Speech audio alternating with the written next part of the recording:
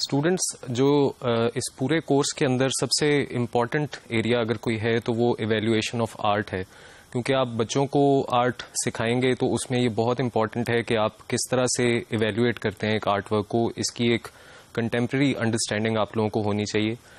उसके लिए हम बेसिक जो इवेल्युएशन का प्रोसेस है किसी भी आर्ट वर्क को, उसको 4 स्टेप्स में देखते हैं।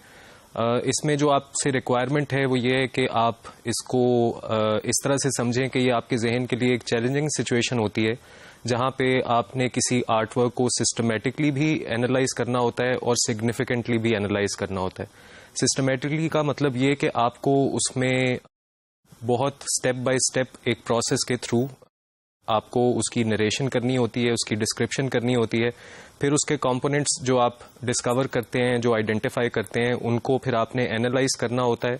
उनके रिलेशनशिप्स देखने होते हैं आपस में, और फिर आपको जिस तरह से वो आपको कम्युनिकेट कर रहे हैं एक आइडिया के लेवल पे या इमोशनल लेवल पे, आपको वो कम्युनिकेशन को रजिस्टर करना होता है जो कि इंटरप्रिटेशन का प्रोसेस होता है। और फिर आपने उस पर एक जजमेंट पास करनी होती है कि ये गुड वर्क है, ब्यूटीफुल वर्क है, फंक्शनली इंपॉर्टेंट वर्क है। तो आपको इस तरह से सोचना पड़ता है कि उसमें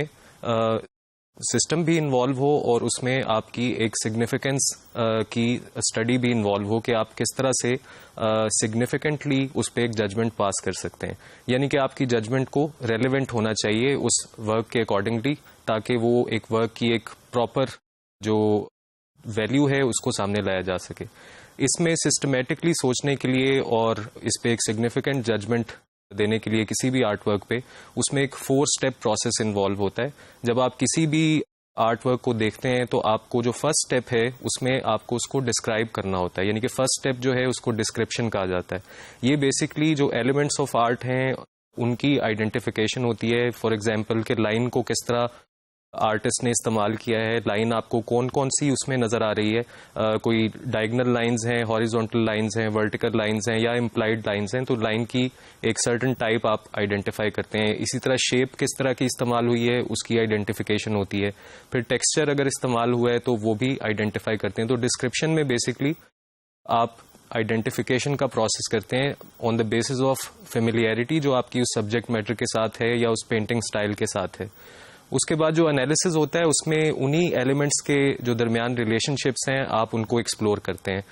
जो हमने प्रिंसिपल्स ऑफ आर्ट पढ़े थे, प्रिंसिपल्स ऑफ डिज़ाइन पढ़े थे, जिस तरह हार्मनी है और बैलेंस है, वो बेसिकली एलिमेंट्स के दरमियान रिलेशनशिप्स की मुख्तलिफ आइडेंटिफिकेशंस हैं।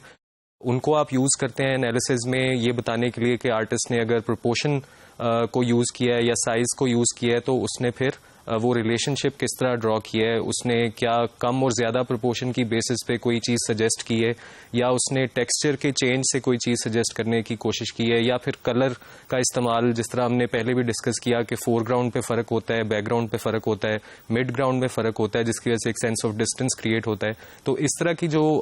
आइडेंटिफिकेशंस हैं जहाँ पे आप एलिमेंट्स के रिलेशनशिप्स को डिस्कवर करते हैं और उनकी बेसिस पे ये बताते हैं कि डिज़ाइन वाइज इस पेंटिंग के अंदर क्या क्या चीज़ें आइडेंटिफाइबल हैं, क्या क्या रिलेशनशिप्स आइडेंटिफाइबल हैं, उसको एनालिसिस कहा जाता है। आम लफ्ज़ों में एनालिसिस को हम इस तरह भी डिफाइन कर सकते हैं कि एक चीज़ को जब आप ब्रेक करते हैं इनटू कंपोनेंट्स और उन कंपोनेंट्स को अलग अलग से स्टडी करते हैं और फिर उन कंपोनेंट्स को कंबाइन करके उसको होलिस्टिकली दोबारा से देखते हैं, तो वो एक एनालिसिस का प्रोसेस होता है। जो तीसरा स्टेप है इसमें वो इंटरप्रिटेशन का है। इंटरप्रिटेशन का मतलब ये कि आप जब एनालाइज कर लें, उसको डिस्क्राइब कर लें, तो जो आप पे इंडिविजुअली उसका इफेक्ट हुआ है आपके इमोशनल प्रोसेस पे या इंटेलेक्चुअल प्रोसेस पे, कि किस तरह से वो पेंटिंग आपको या कोई भी आर्ट वर्क आपको सोचने पे मजबूर करता है, वो आपके लिए पर्सनली क्या वैल्यू रखता है, वो किस तरह से मूव करता है आपको,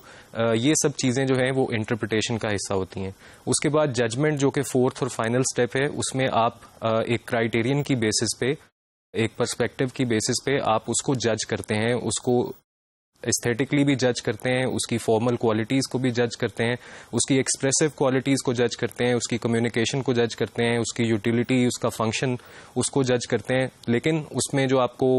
सिस्टम फॉलो करना होता है वो ये होता है कि आपको एक सर्टन क्राइटेरियन को जहन में रखते हुए जजमेंट पास करनी होती है और उसकी एक एविडेंस भी देना होती है। अब इन 4 स्टेप्स को हम थोड़ा डिटेल में एक्सप्लोर करेंगे कि इनमें किस तरह के क्वेश्चंस आप अपने आप को पूछ सकते हैं और फिर किस तरह के आंसर्स होंगे जो आप देंगे, ताकि जो स्टूडेंट्स हैं उनको भी आप बता सकें कि जो उनका काम है वो किस तरह से इंटरप्रेट होता है, किस तरह से जज होता है, और आपके अपने जहन में भी एक क्लैरिटी हो कि जब आप किसी भी स्टूडेंट का काम इवेल्युएट करेंगे तो आपको इन 4 स्टेप्स से गुजरना होगा।